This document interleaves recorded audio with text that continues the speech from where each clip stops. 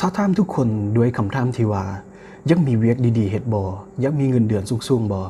แน่นอนทุกคนต้องตอบเป็นเสียงเดียวกันว่าอยากได้อยากมี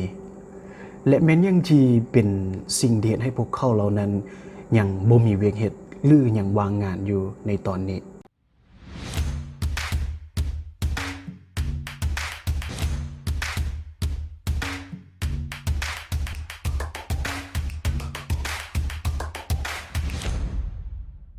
และอยู่ในบทที่1นี้จะประกอบด้วย2ภาคส่วนด้วยกัน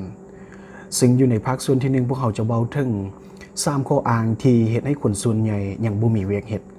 และอยู่ในส่วนที่2พวกเขาจะเว้าถึง3เทคนิคในการค้นหาตัวเอง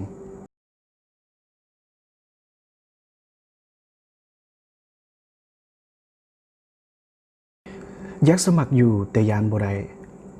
สำหรับข้ออ้างตัวนี้ข้าพเจ้าคิดว่าถือว่าเป็นข้ออ้างยอดฮิตเลยที่คนส่วนใหญ่ใช้เวลาที่เห็นตำแหน่งหรือเวียกได้หนึ่งที่อยากเฮ็ดที่ตรงกับความสามารถของตัวเองในความเป็นจริงนั้นอยากสมัครแต่เมื่ออ่านเบิ่งแล้วเห็น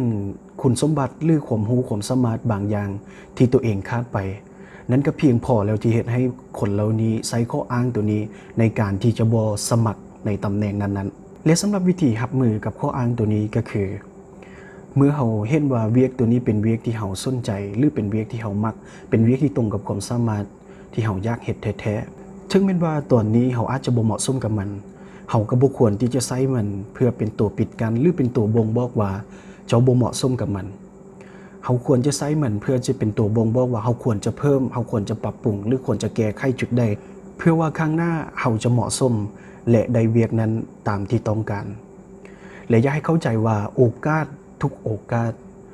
เปิดกว้างสำหรับผู้ที่พร้อมสำหรับมันฉะนั้นจงเฮ็ดตัวของเจ้าให้พร้อมอยู่ตลอดเวลา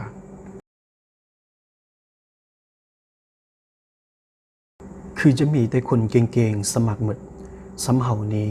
น่าจะบ่ได้สำหรับข้ออ้างนี้เนาะข้าพเจ้า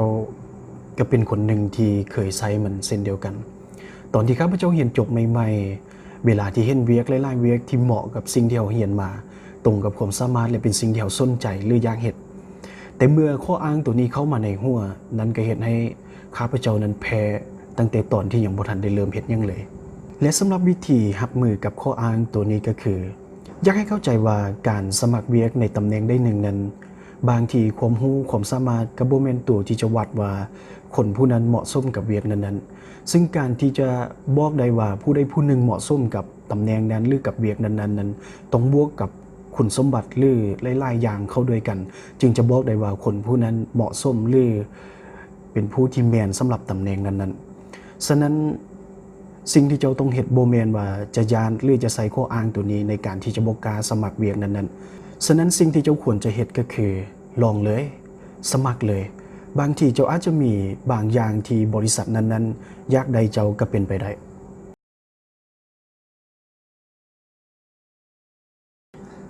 ตำแหน่งดีๆถ้าบ่มีเส้นสายเป็นไปบ่ได้ที่จะได้เวียกนั้นข้าพเจ้าเชื่อว่ายังมีหลายๆคนเนาะที่ยังใช้ข้ออ้างนี้ในการที่ปิดกั้นตัวเองที่จะสมัครเวียกที่ตัวเองสนใจหรือสมัครเวียกที่ตรงกับสิ่งที่ตัวเองอยากเฮ็ดและที่นักไปกว่านั้นพวกเขายังใช้มันที่จะปิดกั้นคนอื่นเพื่อที่จะห้ามคนอื่นเพื่อบ่ให้กล้าที่จะสมัครคือกันกับพวกเขาและสำหรับวิธีรับมือกับข้ออ้างตัวนี้ก็คือให้เจ้าเข้าใจเลยนะว่าการที่จะเฮ็ดเวียกในตำแหน่งได้หนึ่งนั้นบุคคลนั้นต้องมีความรู้ความสามารถและคุณสมบัติที่เหมาะสมกับเวียกนั้นแท้ๆและถ้าเจ้าคิดว่าเจ้าเป็นผู้หนึ่งที่เหมาะสมทุกอย่างแล้วบ่ว่าจะเป็นความรู้ความสามารถหรือคุณสมบัติต่างๆฉะนั้นบ่มีเหตุผลเนาะที่เจ้าจะต้องย้านหรือบ่กล้าที่จะสมัครมันและนั่นก็คือรายละเอียดของข้ออ้างทั้งหมดที่ยังเฮ็ดให้คนส่วนใหญ่บ่มีเวียกเฮ็ดและถ้าเจ้าเป็นผู้หนึ่งเนาะที่รู้สึกว่ายังใช้ข้ออ้างนี้อยู่เป็นประจำจงแก้ไขมันจงเปลี่ยนแปลงมันและเมื่อได้ก็ตามที่เจ้าสามารถทำลายข้ออ้างเหล่านี้ได้นั้นและกล้าที่จะลองเจ้าจะรู้สึกได้ว่าโอกาสที่จะได้เวียกนั้นมีเกินกว่าครึ่งสำหรับไผเนาะที่ยังบ่ฮู้เลยว่าตั้งแต่เรียนจบมานี้ตัวเองเฮ็ดหยังใดแด่และยังบ่ฮู้เลยว่าความจริงแล้วตัวเองเหมาะสมกับเวียกได้หลายที่สุด ถ้าจะเป็นผู้หนึ่งเนาะที่ยังรู้สึกแบบนี้หรือยังติดกับปัญหาแบบนี้อยู่ฉะนั้นเราไปเบิ่ง3เทคนิคในการค้นหาตัวเองพร้อมๆกันเลยแม้นยังที่เจ้าเฮ็ดแล้วมีคนทักว่าเจ้าเฮ็ดมันได้ดีและเฮ็ดมันได้เก่งกว่าคนอื่น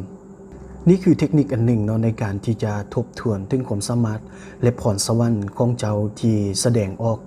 ซึ่งบางครั้งเจ้าแสดงมันออกมาเจ้าอาจจะบ่รู้ตัวว่ามันคือจุดแข็งของเจ้าและนี่แหละที่มันจะมีผลที่สุดในการที่จะเลือกอาชีพของเจ้าเช่นเดียวกันเช่นตัวอย่างบางคนเก่งในเรื่องของการคิดไล่เรื่องของการวิเคราะห์ซึ่งสิ่งเหล่านี้ก็เป็นตัวที่สามารถบ่งบอกได้เลยว่าคนผู้นั้นเหมาะและสำหรับการเฮ็ดเวียกเป็นนักบัญชีเป็นนายธนาคารหรือการที่จะเฮ็ดเวียกเป็นนักสถิติต่างๆและบางคนอาจจะเก่งในเรื่องของการแสดงออกเว้าเก่งเจรจาเก่งนั้นก็จะเป็นตัวบ่งบอกให้รู้แล้วว่าบุคคลเหล่านั้นอาจจะเก่งหรืออาจจะเหมาะสมกับอาชีพที่เป็นนักข่ายนักประชาสัมพันธ์พิธีกรหรือนักข่าวเป็นต้นแม้นยังที่เจ้ามักที่จะใช้เวลากับมันหลายที่สุดในแต่ละมื้อสำหรับเทคนิคข้อนี้ถือว่าเป็นตัวที่สามารถบ่งบอกได้ดีเลยว่างานอดิเรกหรือว่ากิจกรรมอันใดที่เจ้ามักใช้เวลากับมันหลายที่สุดลองคิดจริงจังกับมันเบิ่งว่าความรู้ความสามารถตัวนี้สามารถพัฒนาให้กลายเป็นอาชีพของเฮาได้หรือบ่เฮ็ดแบบทดสอบด้านอาชีพ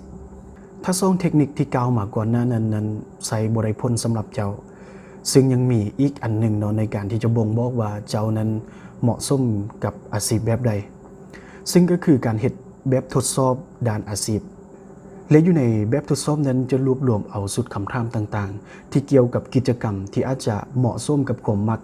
ความสนใจของเจ้า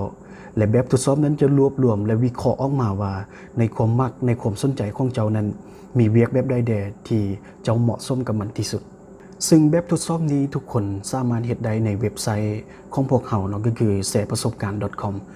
ข้าพเจ้าจะแชร์ลิงก์ไว้ในบทเรียนบทที่1นี้ซึ่งทุกคนสามารถเข้าไปเฮ็ดแบบทดสอบในเว็บไซต์ได้เลยสำหรับบทที่1ก็ถือว่าจบเพียงเท่านี้ถ้าผู้ใดมีคำถามเกี่ยวกับบทที่1นี้สามารถ